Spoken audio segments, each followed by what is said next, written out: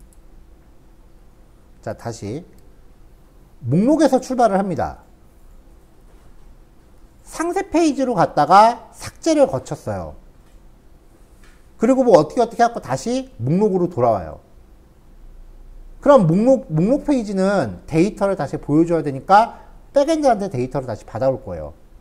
페이지 열릴 때마다 받아오게끔 코딩을 하면요. 근데 최초 접근할 때 백엔드한테 이미 한번 받아왔잖아요. 그리고 상세 페이지와 삭제 기능을 뭐 이렇게 사이클 도는 동안 데이터가 실제로 백엔드에선 지워졌고요. 그거를 프론트로 다시 돌아와서 목록을 새로 받아와요. 그럼 최초 들어올 때 한 번 연동하고 딴 데 갔다 와서 한 번 더 연동하죠. 그 사이에 백엔드한테 받을 데이터 중에 뭐가 하나가 지워졌어요.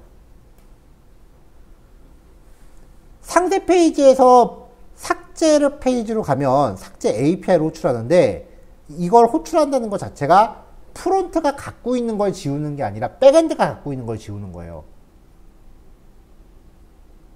그래서 백엔드가 삭제 잘 했어요 라고 결과를 주면은 프론트가 내가 갖고 있는 값 중에서 백엔드와 그 상태를 맞춰주는 거죠.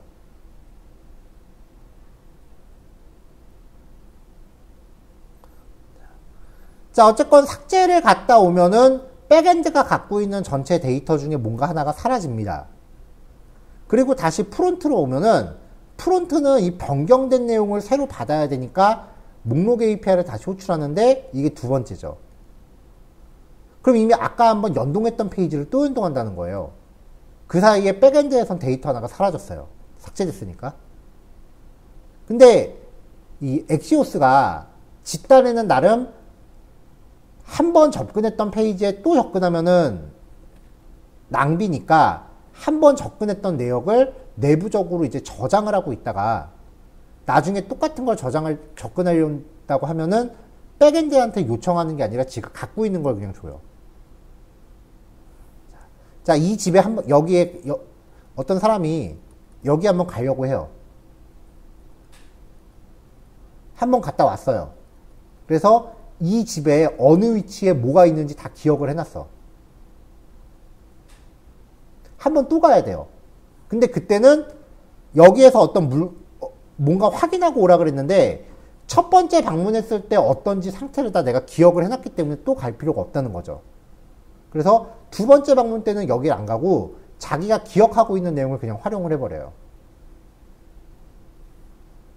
근데 이렇게 되면 만약에 이 사람이 이 집에 실제로 방문한 게 아니니까 한 번 갔다 온 사이에 여기에 실제 뭔가 어떤 변화가 생겼다면 이 사람은 당연히 이 집에 있는 내용은 바뀌지 않았을 거라고 생각하고 실제로 방문한 게 아니라 지가 기억하는 내용을 꺼내서 쓰고 됐습니다라고 해버린다고요. 그럼 얘는 백엔드의 변경사항을 반영할 수가 없게 되겠죠. 이렇게 한 번 방문했던 곳의 내용을 기억하고 있다가 다음번 재방문 때 다시 활용하는 거를 캐시라고 합니다. 엑시오스도 이 캐시 기능이 있어서 삭제 페이지 갔다 와도 백엔드한테 데이터 주세요 하면 삭제된 거를 인지를 못해요.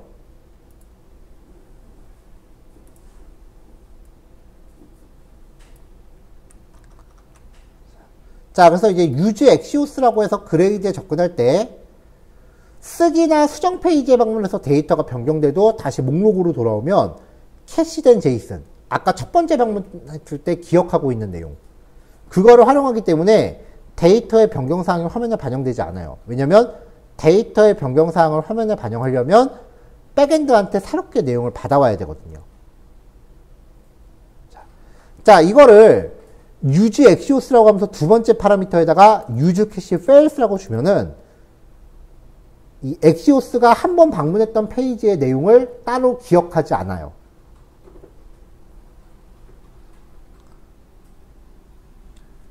자, 이렇게 해서 이 데이터 값을 여기다가 출력을 해보면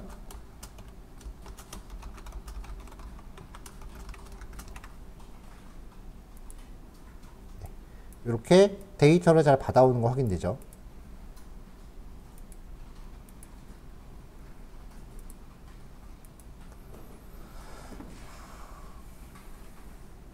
자, 그럼 이제 이 데이터를, 이 데이터라는 이름의 변수를 상태 변수에다가 복사해 줍니다. 데이터가 바뀔 때까지 기다렸다가 얘를 set grade를 통해서 미리 준비한 상태 변수에 복사를 해줘요.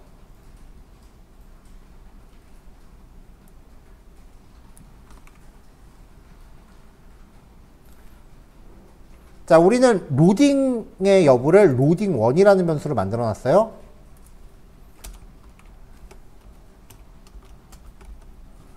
자, 로딩바 넣고요.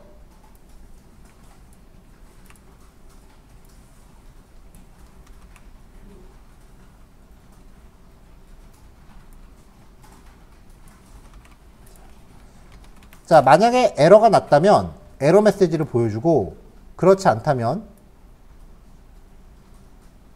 테이블 태그를 구성할 거예요.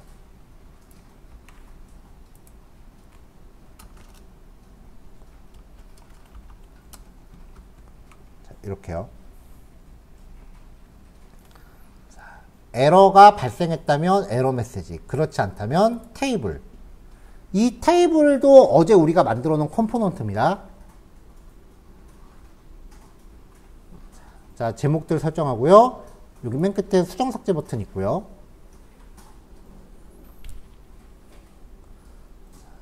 백엔드한테 데이터를 잘 받아왔다면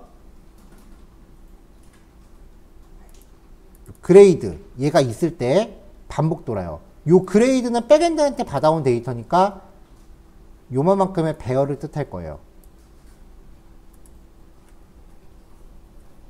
자, 그 안에 있는 것들 구조분해해서 받아오고 이제 화면에 출력을 했습니다.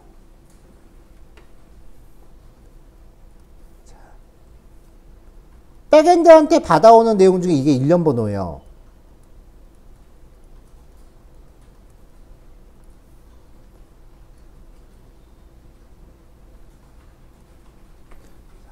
이 일련 번호를 어떻게 활용하냐면은 수정 페이지로 넘어갈 때 왓에 대한 정보를 넘겨야 된다 그랬죠.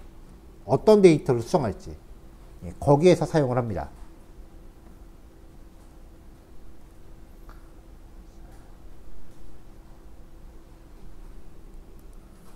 삭제 버튼은 데이터 아이디 해서 몇 번 데이터인지를 일단 여기에 숨겨놓고요. 데이터 네임, 뭐 요거는 이 학생 이름 데이터예요.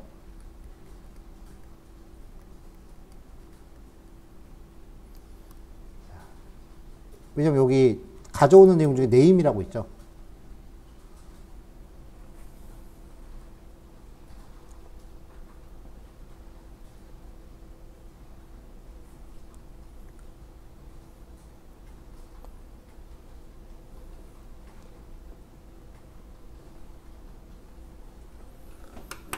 자, 이렇게 만들어 놓고 나면 이제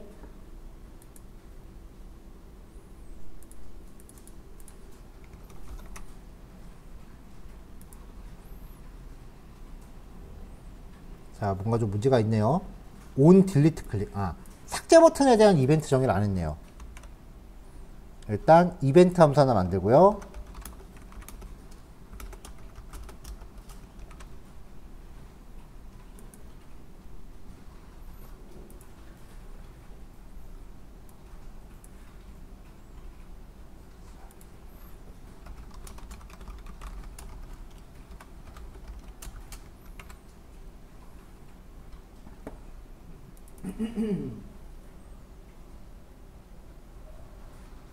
이게 문법이 틀렸네요.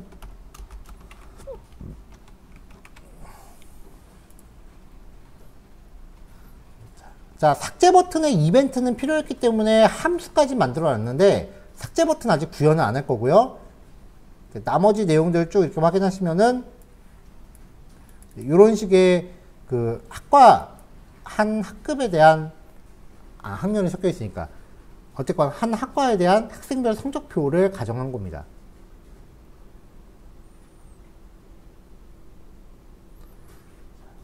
자, 지금 예제 파일에서는 삭제하기에 관련된 내용도 포함이 되어 있는데요. 이 버튼 눌렀을 때 대한 거, 요거는 일단은 무시하세요. 여기까지만 먼저 목표를 할게요. 배포해드린 코드상에서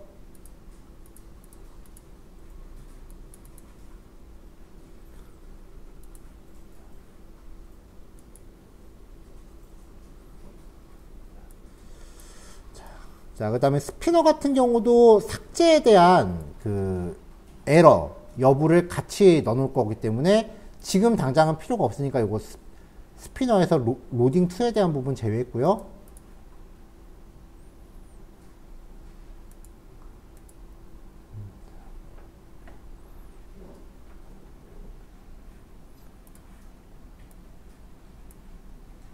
자, 실제로 데이터를 삭제하기 위한 백엔드 요청. 마지막으로 이제 데이터라는 변수가 바뀌었다면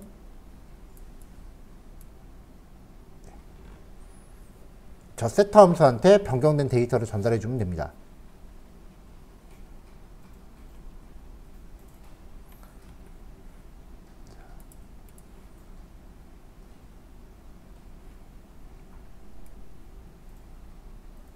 자, 지금 이게 리턴하기 전에 페이지하고 관련된 코드 전체인데요.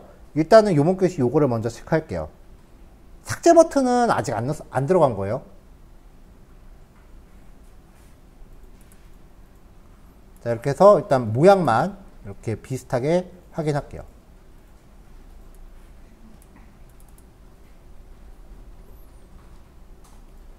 자, 8시까지 하시고 10분 쉬었다가 뵐게요.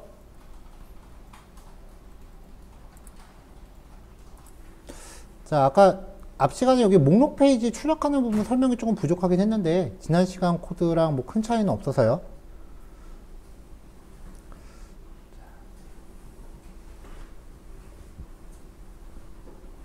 자, 삭제 부분은 아직 구현하시지 말라고 말씀드렸었어요. 그래서 이 삭제 버튼이 제대로 동작하려면 일단 온 딜리트 클릭 이벤트는 함수를 하나 만들어 놓으셨어야 됐고요. 그 다음에 수정하기 버튼은 단순히 페이지 이동이에요. 그러니까 NAV 링크로 걸면 되죠. 리액트 안에서는 리액트 안의 페이지에서 이동할 때는 A 태그가 아닙니다. 자, 그리고 이제 수정하기로 넘어갈 때 어떤 데이터를 수정해야 될지를 보여줘야 되니까 아까 제가 왓을 넘겨줘야 된다는 이야기 계속 드렸잖아요. 그 왓에 대한 정보가 이 일련 번호예요. 근데 만약에 이거를 그냥 단순히 링크를 걸면은 얘를 그냥 폴더 이름으로만 인식해요. 근데 우리가 app.js에서 라우팅을 걸 때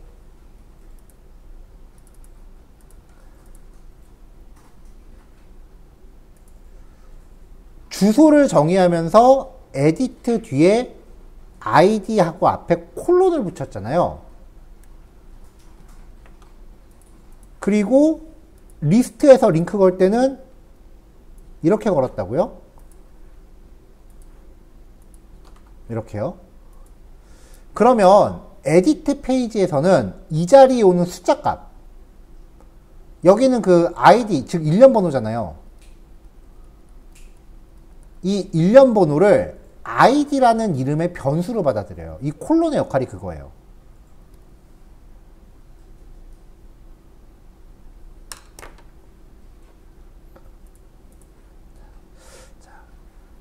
기억이 가물가물하시겠지만 지금 드린 얘기가 여기 2번 예제에서 나왔었던 얘기입니다. 네, 다시 한번 짚어드렸고요. 자, on delete 클릭에 이렇게 비어있는 함수를 만들어 놨어요. 자, 그럼 이제 삭제 버튼을 클릭했을 때 일단은 2.prevent default는 무조건 넣으시라고 계속 강조했죠. 이거 안 넣어서 문제는 생겨도 넣어서 문제는 안 생겨요. 그리고 이벤트가 발생한 대상을 가져옵니다. 여기선 삭제하기 링크죠. 요 링크 클릭했을 때니까 이거는 페이지 이동을 목적으로 한 게 아니라요. 그냥 목록에서 현재 항목 하나를 지우려고 한 거예요. 그리고 샵 느낌표는 샵하고 똑같은 거고요. 그래서 요 A 태그를 가져와요. 이게 커런트예요. 여기에 데이터 아이디랑 데이터 네임, 변수 두 개를 숨겨놨죠.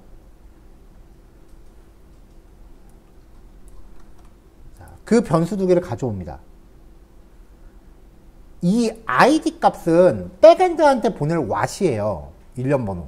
몇 번 데이터 지워주세요 라고 하는 거고, 네임은 왜 받았냐면, 네임이 지금 이 학생 이름이거든요.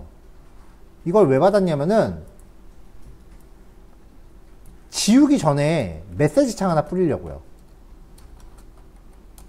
window.confirm 확인 창을 띄우는 거죠. 정말 땡땡땡 학생의 성적을 삭제하시겠습니까? 라고 물어볼 거예요. 그럼 여기에 네임 값이 들어갈 거 아니에요. 그래서 정말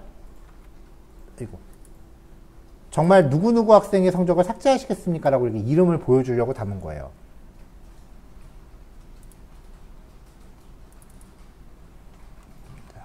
이렇게 철수 학생의 성적을 삭제하시겠습니까? 여기에 보여주려고 네임을 받은 거예요.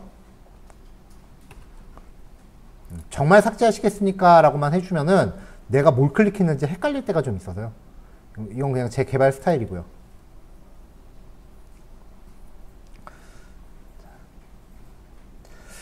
삭제 처리를 하기 위해서 use axios를 하나 더 만들게요.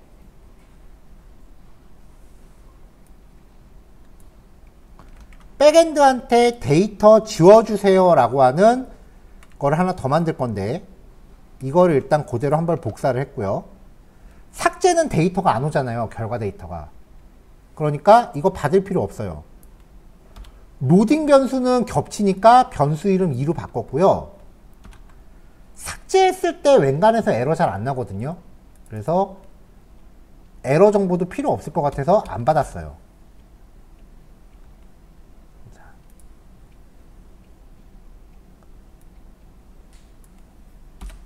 자, 이렇게 되는데, 이 use axios는 우리가 지금까지 쓰고 있는 게 페이지 열릴 때 그냥 AJAX를 자동으로 처리하니까 쓰고 있는 거잖아요. 근데 페이지 열리자마자 삭제를 자동으로 한다? 안 되죠, 그러면. 대형사고예요. 그래서 얘는 수동으로 동작시켜야 돼요. 수동으로 동작시키기 위해서는 매뉴얼 true라는 옵션을 또 겁니다. 그 다음에 얘는 get, post, put, delete 중에 뭐예요? 삭제니까 delete죠. 기본적으로 use axios는 get으로 접근해요. 접근 방식을 바꿔야 돼요. 접근 방식을 바꾸기 위해서 이 첫 번째 항목을요, 확장을 해요. 이 첫 번째 항목을 원래 풀 버전으로 작성하면은 제이슨을 열어요. 그래서 URL은 뭐 grade, 그 다음에 메소드는 여기에 get 혹은 post 혹은 put 혹은 delete 이렇게 적어야 돼요. 자, 그 다음에 삭제 같은 경우는 여기에 몇 번 데이터 지워주세요 라고 이렇게 정보를 보내줘야 되거든요. 근데 처음부터 여기 번호 값을 고정할 수는 없잖아요. 그때그때 바뀌어야 되니까. 그래서 URL은 얘를 수동으로 호출할 때 따로 세팅할 거예요.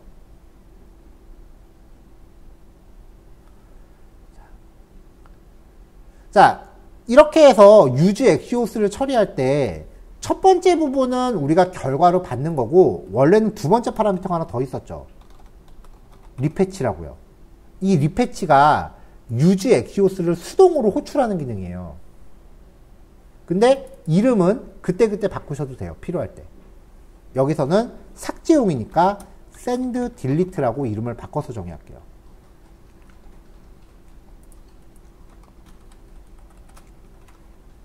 자, 이게 백엔드로부터 데이터 삭제할 기능을 정의한 거고요. 자체 캐시 기능 방지.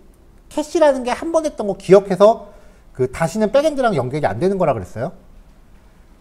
그리고 삭제 버튼 이벤트에 호출돼야 되니까 매뉴얼 실행 모드. 매뉴얼 실행이라는 게 수동 실행. 조회를 위한 유즈 엑시오스랑 구조분해 변수명이 겹치는 걸 방지하기 위해서 변수 이름을 로딩2로 변경. 그리고 리패치 함수도 중복되는 것 방지하려고 함수 이름을 sendDelete로 바꿨어요. 이거를 여기서 수동으로 호출합니다.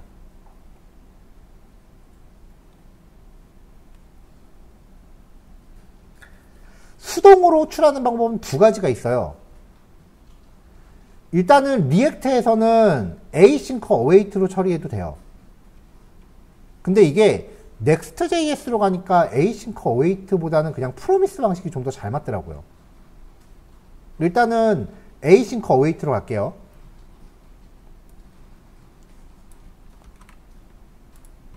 자, 아까 이 딜리트 기능을 수동으로 호출하기 위해선 send delete라는 애로 호출하는 겁니다. 이렇게요. async 함수를 정의하고요. 즉시 실행 함수죠. 이 안에서 await로 send delete를 콜합니다. 그러면서 여기에 URL을 박아주면은 그레이드 밑에 일련 번호 붙여서 가겠죠. 와실한 정보가 포함된 주소예요. 그러면 이제 나머지 옵션은 아까 세팅했던 얘네가 그대로 딸려가는 거예요. 만약에 여기 처음부터 그냥 여기를 이렇게 비워놨다면 여기서 URL 전달할 때 메소드도 같이 주시면 돼요. 근데 매번 이렇게 주긴 좀 귀찮으니까 여기 미리 넣어놓은 거죠. 자, 만약에 백엔드에서 에러가 났다면은 여기서 console.error로 이제 에러 정보 표시하고 그 다음에 알럼 메시지로 에러 객체 response.status는 에러 코드입니다. 404, 500 뭐 이런 거요. 여기가 500이 뜨면은 백엔드 문제니까 백엔드한테 보고를 해줘야 되는 거고, 그 밖에 나머지 문제는 나머지 숫자 값이 나오면 우리한테 문제가 있을 수 있어요. 우리 코드에. 그 다음에 이거는 에러 메시지. 밑에까지요. 이렇게 해서 이제 리턴을 하고요. 지금 여기서는 엑시오스가 반환해주는 에러 정보를 출력했는데, 보통은 여기에 삭제에 실패했습니다라고 한글로 적어야 돼요. 관리자에게 문의하세요 뭐 이런 식으로. 사용자들한테 시스템 에러 메시지를 그대로 보여줄 수는 없죠. 자, 만약에 에러가 났다면 여기서 리턴이에요. 근데 에러가 안 났다면 set grade를 다시 호출해요. 이게 아까 화면에 뿌려지고 있는 상태값이죠. 자, 저번에 썼던 코드랑 똑같아요. current data set grade 상태값을 갱신하는 함수예요. 위에 있죠. 얘죠. 얘한테 보통은 갱신할 데이터를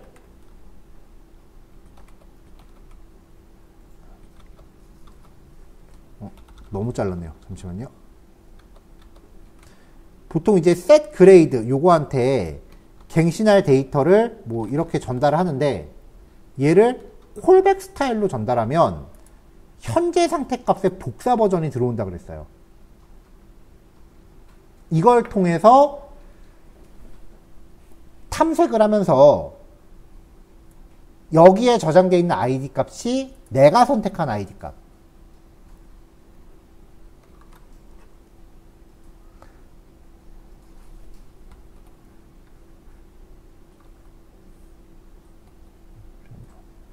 얘가 왜 동작을 안 해?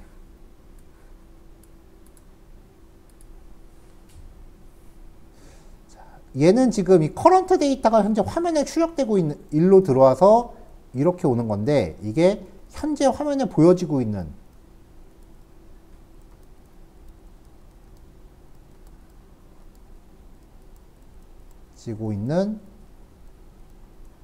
상태값이에요. 우리가 이 밑에서 이걸로 반복 돌린 거예요. 여기에 대해서 이제 복사본이 들어오는데, 여기서 탐색을 하는 거죠. 그럼 이 V는 학생 성적 각각 하나의 데이터가 됩니다. 성적 데이터. 개별 성적 데이터요. 배열의 탐색 함수니까 이거 자체가 반복문이에요. 그래서 개별 성적 데이터에 들어있는 일련 번호와 삭제 버튼을 통해서 취득한 일련 번호가 같다면, 여기가 true가 된다면 그 항목의 id 값을 여기다 저장해요. 그래서 이게 만약에 id 값이 아니라 i 값이야. i 값. 이건 아니고요. 그래서 데이터에서 그 일치하는 위치부터 한 개를 스플라이스 잘라버리고요. 그리고 그 데이터가 잘려진 애를 리턴하면은 이게 다시 set grade에서 상태값에 반영이 되고, 상태값은 화면에 자동으로 출력이 되겠죠. 리액트 프로세스가 애당초에는 생겨먹은 게 이해의 여지가 전혀 없어요. 그냥 통째로 외워야 돼요. 저는 리액트 공부를 상대적으로 이거 되게 쉽다라고 생각을 했거든요. 왜냐면은 세상 마음이 편했어요. 그냥 외우면 되니까. 저는 이해할래 외울래 그럼 외우는 편이라서.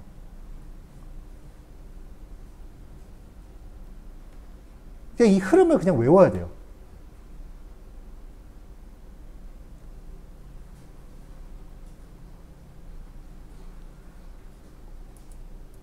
자, 이렇게 해서 이제 삭제 버튼까지 봤습니다.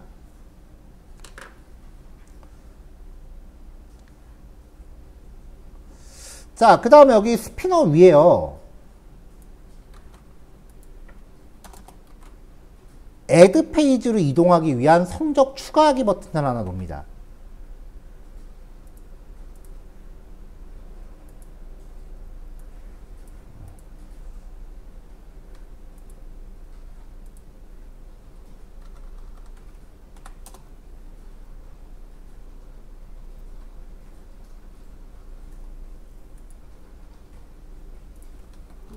좀 코드에 뭐가 에러가 나고 있네요.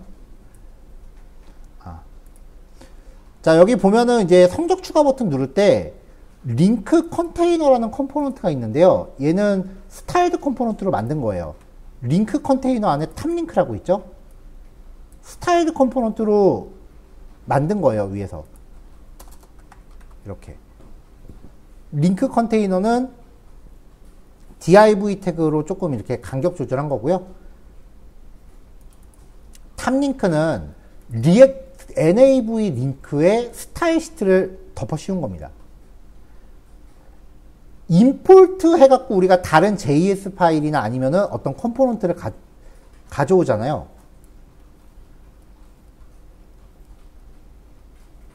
임포트 해갖고 뭔가 우리가 가져오죠. 이거는 리액트 내부적으로 쓰는 모듈일 수도 있고, 화면을 출력하기 위한 어떤 컴포넌트일 수도 있어요. 태그처럼 쓰는.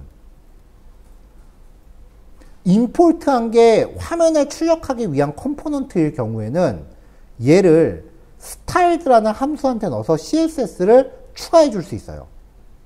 그러면 얘가 자체적으로 갖고 있는 스타일 시트에 내가 원하는 내용을 덧댑니다. 리액트가 제공하는 nav 링크를 만들 때 쓰는 거였죠. 근데 얘가 별다른 스타일 시트는 안 갖고 있기 때문에 여기에다가 CSS를 덧대준 거예요.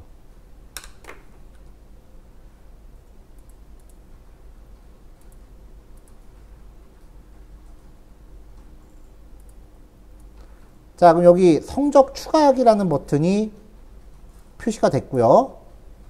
누르면은 이제 add 페이지로 들어가는데, add 페이지 같은 경우는 기본적으로 성적을 추가하기 위한 어떤 그 화면을 먼저 만들어 줘야겠죠.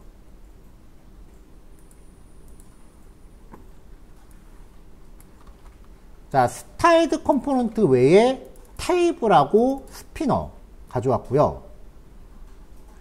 이 테이블이 원래는 목록을 출력하려고 만든 건데,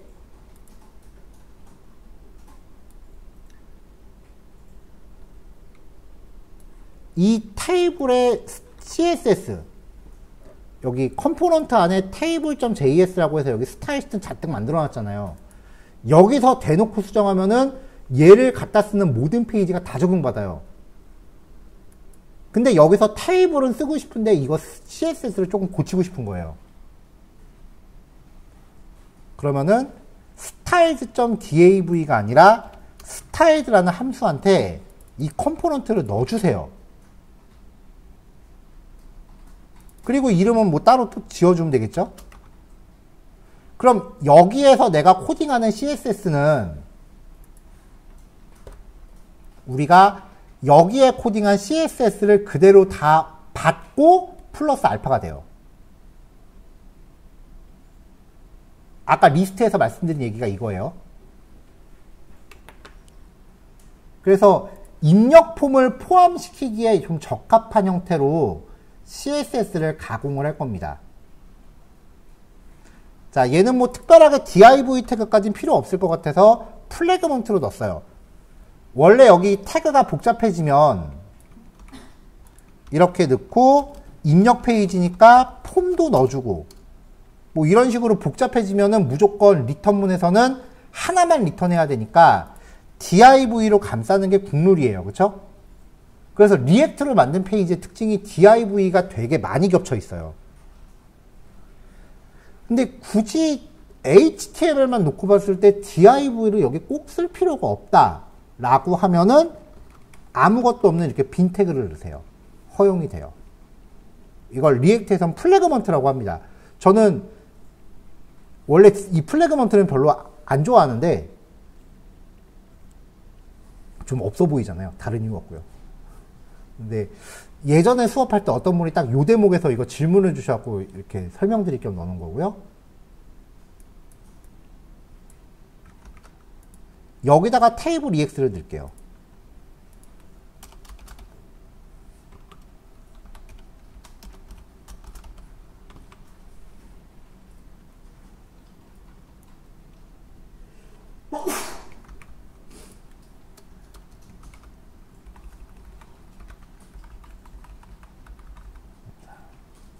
자, 일단 이렇게 한 줄만 넣어놨는데 이 콜 그룹이라고 하는 태그는 지금 여기 보시면은 안에 한 칸, 두 칸 들어있죠. 기존의 테이블들은 여기 위에가 제목이고 밑에는 내용이잖아요.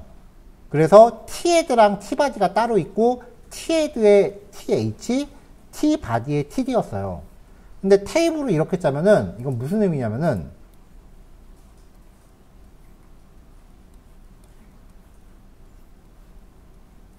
두 칸이니까요. 이렇게 있고 여기가 제목이란 뜻이에요. 표가 이렇게 옆으로 가는 경우도 있잖아요. 그럴 땐 t 헤드 없이 body 안에 th와 td를 섞어서 써요. 여기 옆에가 제목인 경우. 그 다음에 콜 그룹 안에 콜이란 건요. 테이블의 칸수랑 똑같이 맞춥니다. 그리고 여기에서 넓이를 지정하면은 이 각각의 칸의 넓이를 미리 지정하는 거예요.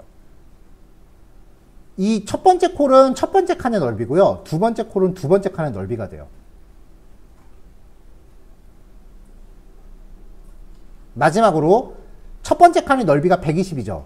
두 번째 거 없죠. 그 말은 그냥 나머지를 채우란 얘기예요.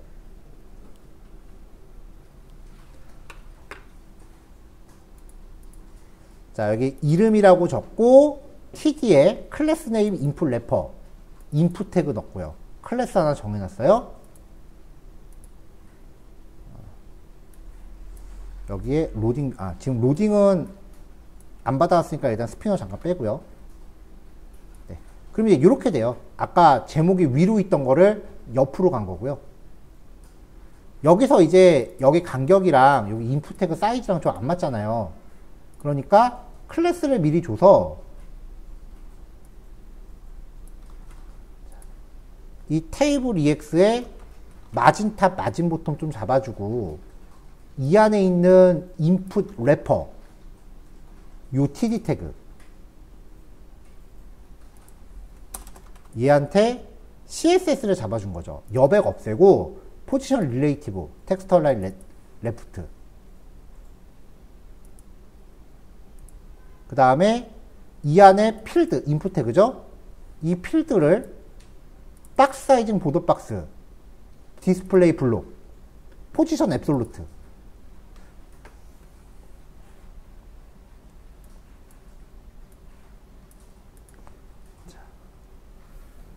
자, 얘가 TD예요. 얘는 TD 안에 있는 인풋이에요. 포지션 릴레이티브고 인풋이 포지션 앱솔루트면은 좌표를 요 TD를 기준으로 잡잖아요. 그러니까 테이블 칸이 있으면 여기 왼쪽 상단에 인풋에 갖다 박으란 얘기예요. 그 상태에서 넓이 높이 100%. 그럼 한 칸을 가득 채우죠.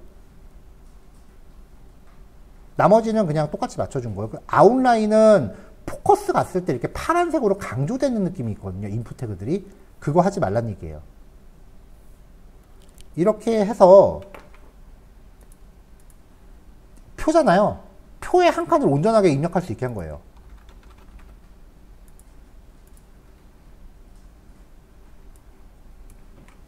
이렇게 늘리면은 표인데 입력할 수 있는 거죠.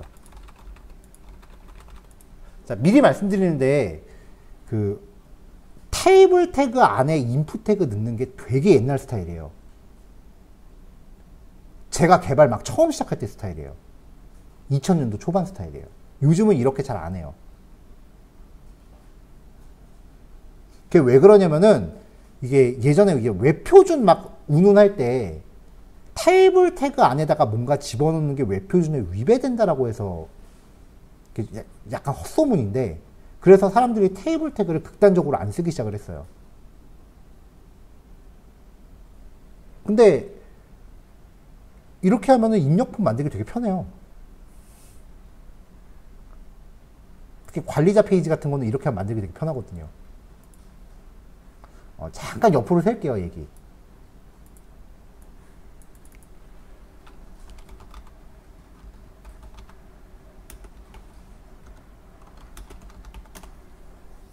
이게 테이블 태그가 웹표준에 위배된다라고 하는 얘기가 사실 포토샵의 기이네요.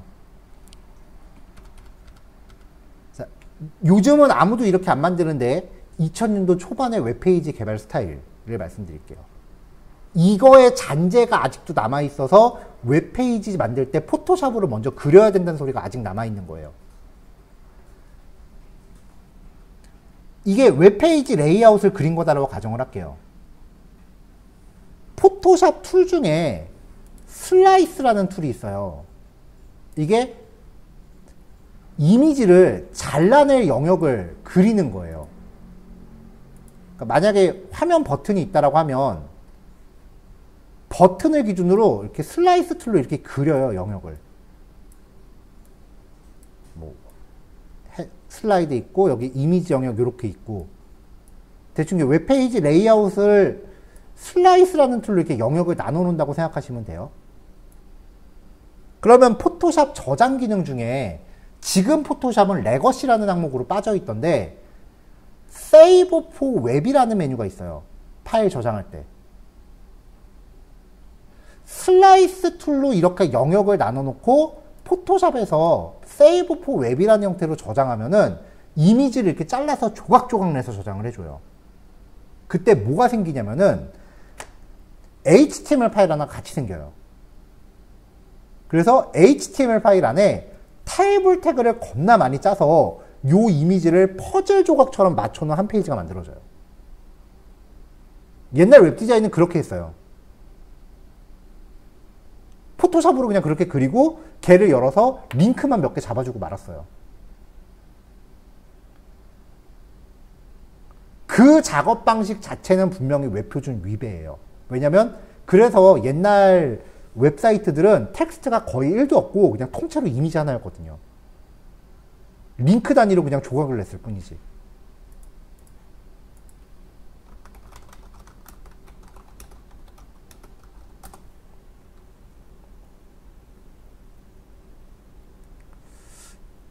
동영상만 나오네요.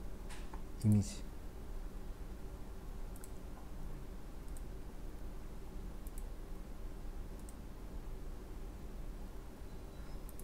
요게 좀 날래나? 아, 요게 제일 적합하네요.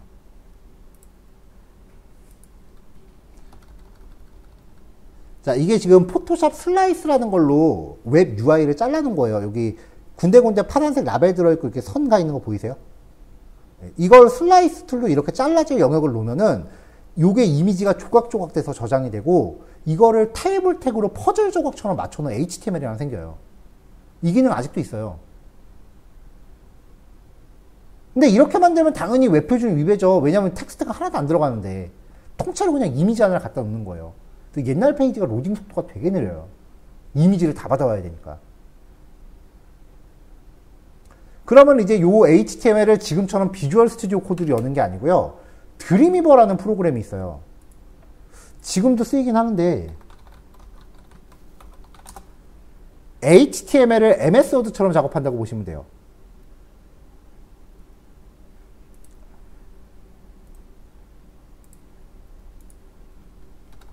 네, 이렇게 생긴 툴이에요. HTML을 마치 워드나 파워포인트 작업하듯이 클릭해서 끌어다 놓고 이렇게 클릭하면서 작업하는 툴이에요. 포토샵으로 자른 걸 얘로 열어요. 그럼 그대로 이제 퍼즐 조각으로 맞춰진 이미지가 한 번에 보일 거 아니에요. 내가 링크 걸고 싶은 이미지 선택하면은 여기 링크 입력하는 칸이 나와요. 그 링크 주소 입력하고. 자바스크립트 넣고 싶다라고 하면은 선택하면 behavior라는 메뉴가 있었어요. 그러면 마우스 올렸을 때 스르륵 효과 같은 거는 여기에 자바스크립트가 내장이 돼 있어서 클릭하면 만들어지고. 어떻게 보면 사실 지금보다 더 편해요. 근데 이때 너무 무분별하게 테이블 태그가 남발이 되니까 그게 와전이 돼서 테이블은 웹 표준이 아니다라고 고정인식이 생겨버려요. 그래서 그게 지금까지 넘어오면서 그 웹 퍼블리싱 하시는 분들이 테이블 태그 쓰는 걸 극단적으로 싫어해요. 근데 필요할 때 쓰면은 테이블 태그가 웹 표준이 아닐 리가 없죠. 표 만들 때 쓰면 되는 거니까. 표 만들 때 쓰라고 준 걸 레이아웃 잡을 때 쓰니까 웹 표준이 아니게 된 거지. 네. 그래서 이 당시 드림위버는 파워포인터 작업보다 HTML 작업이 더 쉬웠거든요. 근데 지금 드림위버는 사람들이 요즘 하도 직접 코딩을 많이 하니까 얘네가 입지가 많이 약해져서 쓸데없이 ASP라던가 JSP 같은 프로그래밍 언어를 건드리기 시작을 했어요, 얘네가. 그래서 지금은 그냥 개발자용 코딩 툴이 돼버렸어요. 그래서 어려워서 잘 안 건드려요. 네, 지금은 툴이 이렇게 바뀌어버렸어요. 거의 코딩 툴이에요. 그래서 조금 더 이제 모드를 바꾸면 밑에서 코딩하면 위에 모양이 실시간으로 바뀌는. 근데 이걸 쓸 거면 그냥 라이브 서버 쓰죠. 이렇게.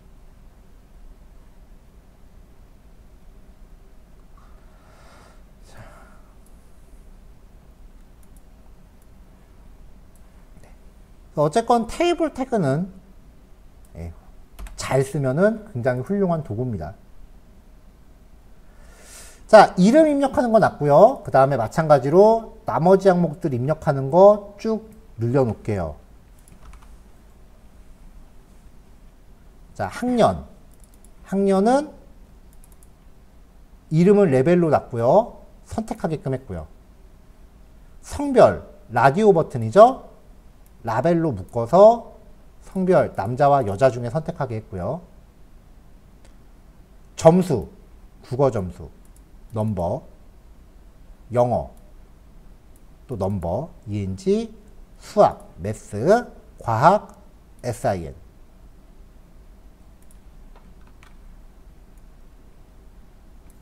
그리고 요 밑에다가 이제 저장 버튼을 하나 놨습니다.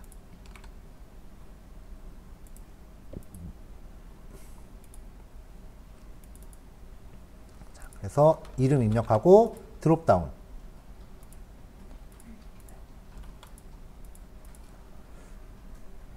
물론 순수 div 태그만 써도 이걸 만들 수 있긴 할 텐데 저는 표에다가 이렇게 하는 게 이게 더 깔끔하고 이뻐 보여요. 그냥 디자인적으로 제 마음에 들어서 이렇게 짜는 것도 있어요.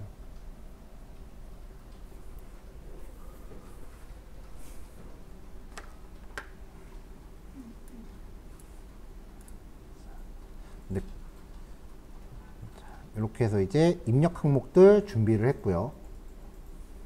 그러면 여기에서 이제 서브 및 이벤트가 발생했을 때 이제 이벤트 정의에서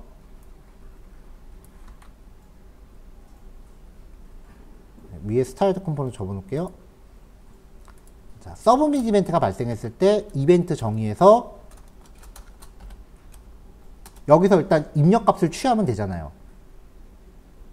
여기서 전송하기 버튼 눌러주면은 요 폼 안에서 서브밋 이벤트가 발생하면 얘가 호출될 테니까 여기서 입력값을 취해서 백엔드한테 저장해주세요 라고 보내면 돼요. 자, 그래서 백엔드를 여기서도 또 수동으로 호출해야 됩니다. 그래서 백엔드를 수동으로 호출하기 위해서 use axios 매뉴얼 모드로 하나 준비해 놓고요. 이번에는 저장해주세요 라고 보내는 거니까 포스트.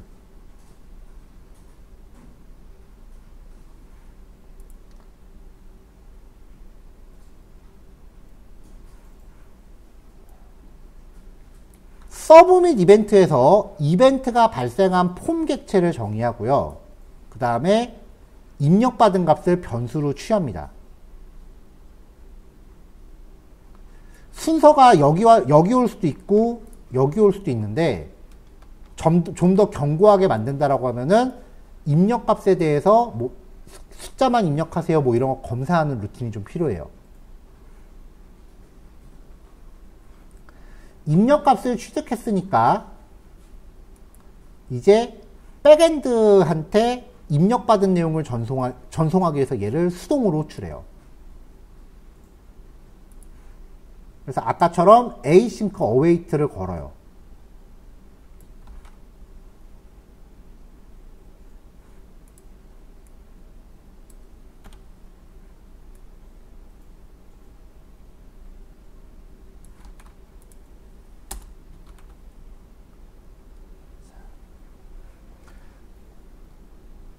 자, 우리가 use axios 할 때 맨 처음에 데이터 로딩 에러 이렇게 정의했었잖아요.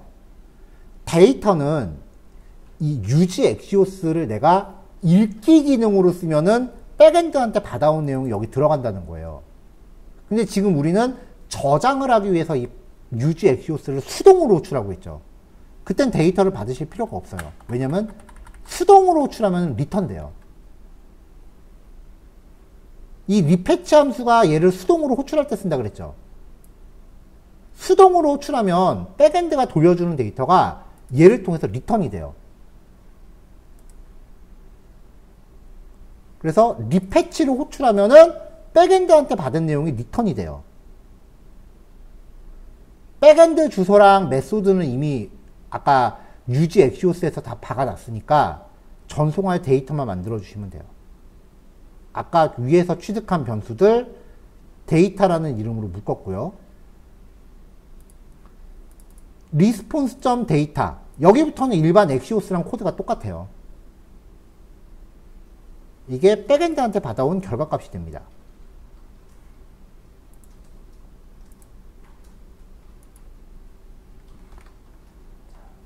자, use axios 쓰겠다면서 제가 use axios import도 안 해놨네요. 자, 그럼 여기서 이제 리패치를 호출하면서 백엔드한테 데이터 저장해주세요 라고 보냈고요. 결과를 리턴 받아서 이 안에 있는 거를 이제 로그에 찍어봤죠.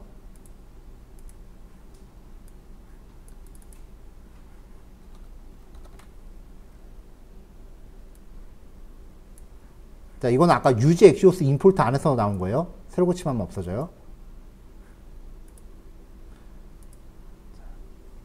이름, 학년, 성별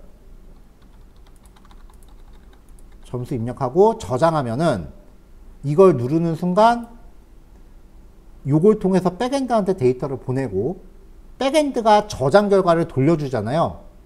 그게 여기에서 출력이 될 거예요. 자, 네트워크에서 저장되는지 볼게요. 자, 그레이드란 백엔드 호출했고요. 여기에서 페이로드가 우리가 백엔드한테 전송한 데이터입니다. 미리 보기는 백엔드한테 돌려받은 데이터입니다. 차이가 있다면 여기 생성된 일련 번호가 포함돼서 온다는 거죠. 이거 저장해주세요 라고 해서 보내면 백엔드가 저 7번 데이터로 이렇게 저장했어 라고 돌려주는 거예요. 이걸 받아서 콘솔에 지금 찍어놨죠.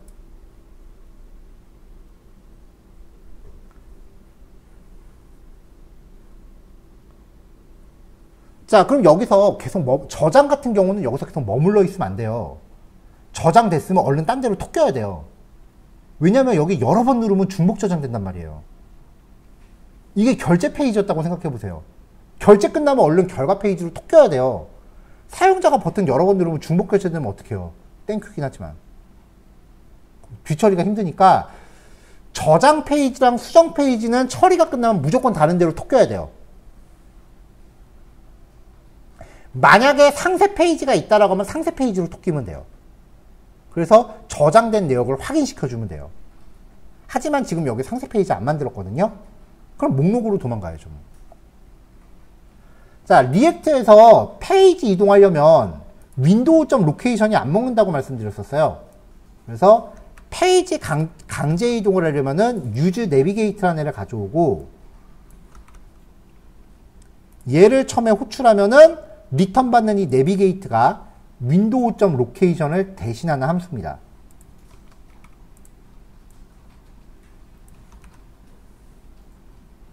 그래서 데이터가 저장된 후에 window.alert 해서 저장되었습니다 라고 하고요. window.location.href 한 다음에 URL 대입하면 페이지 강제 이동이었잖아요. 이거를 내비게이트라는 함수로 처리하면 돼요. 만약에 상세 페이지가 존재하면은 이런 식으로 몇 번 데이터를 상세 보기 하겠습니다 라고 전달해 주면 되는 건데 지금 우리는 상세 페이지가 없죠. 마지막으로 window.alert 아까 confirm 창 띄울 때도 window.confirm 보통 location.href라고 하지 window.location.href라고 풀네임을 적진 않거든요. 근데 원래 window.으로 시작하는 게 맞아요. 원래는. 웹브라우저에서 사용하는 자바스크립트의 모든 기능은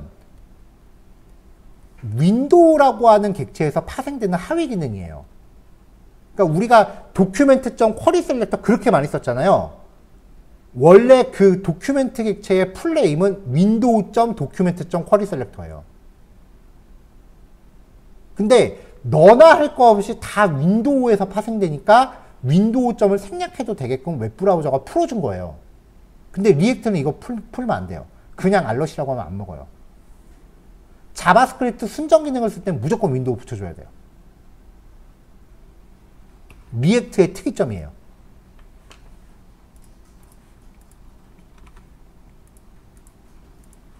자, 그럼 이제 여기서 입력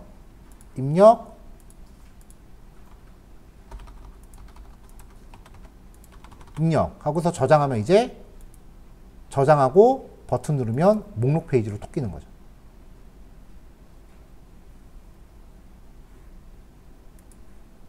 자, 일단 요거까지 구현하겠습니다. 실습이 어느 정도에 끝나시는지를 좀 가늠을 해본 다음에 수정 페이지를 내일 이어서 할지 아니면은 오늘 끝까지 마무리를 할지 결정을 할게요.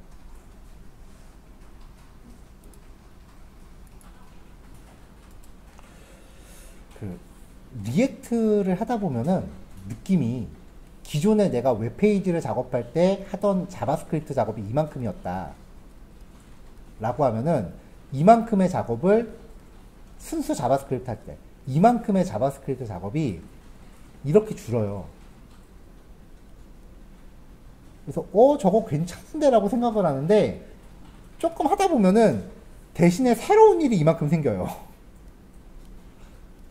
결국은 보면 또이또이야. 그래서 기존에 웹 개발을 해보셨던 분들이 리액트를 배우면 반응이 둘 중에 하나예요. 저 괜찮은데 랑. 근데 그거보다 제 경험상 더 많이 봤던 게 내가 저 짓을 하느니 그냥 자바스크립트 하고 말지. 그런 느낌도 많아요. 그래서 요즘 실무에서 리액트가 거의 대세가 되긴 했지만 제가 봐서는 리액트를 선택하는 거는 그냥 개발자 취향 차이예요. 자, 지금 질문 하나 들어온 게요. 여기 성적 추가하게 했을 때 여기 입력 커서가 자동으로 들어가 있게 하고 싶다라는 얘기셨거든요. 일단은 자바스크립트 API 상으로 여기에 입력 커서를 넣어주려면은 얘를 일단은 어떻게든 객체로 가져온 다음에 포커스라는 함수를 호출해주면 돼요. 그러니까 일반 자바스크립트였다면 얘한테 id는 뭐 a라고 주고서 도큐멘트 점 쿼리 셀렉터 우리 맨날 쓰던 거 하면은 여기에 샵 a라고 주겠죠? id가 a니까 뒤에다가 점 포커스라고 해주면 돼요. 근데 얘는 리액트란 말이죠. 도큐멘트 점 쿼리 셀렉터를 안 쓴단 말이죠. 그래서 얘를 리액트스럽게 접근을 한다면 자, add 기억나실지 모르겠지만 리액트에서 도큐멘트 점 쿼리 셀렉터라는 거 대신에 쓰는 게 use ref였어요. 그래서 use ref를 써서 변수를 하나 만듭니다. 뭐 hello라고 만들게요. 는 use ref를 호출해요. 그럼 얘를 어떻게 하느냐? 내가 제어하고 싶은 인풋그에다가 ref 속성으로 연결해 줘야 돼요. 자, 밑으로 내려가서 인풋 태그 이름에다가 ref는 한 다음에 아까 hello라고 만들었죠. 이렇게 해요. 그 다음에 페이지가 열리면서 여기에 커서가 자동으로 들어가게 하고 싶은 거잖아요. 그럼 페이지가 열릴 때 동작하는 거는 use effect죠.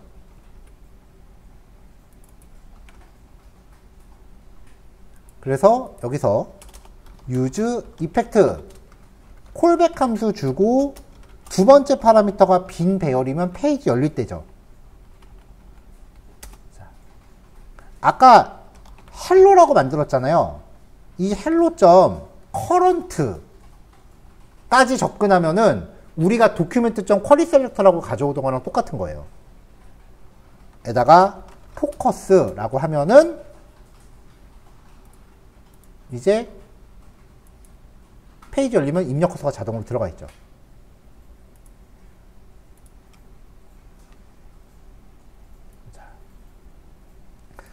자, 중간을 좀 덜어내고 필기 좀 하셔야 될 테니까. 그 다음에 빨강색으로 요거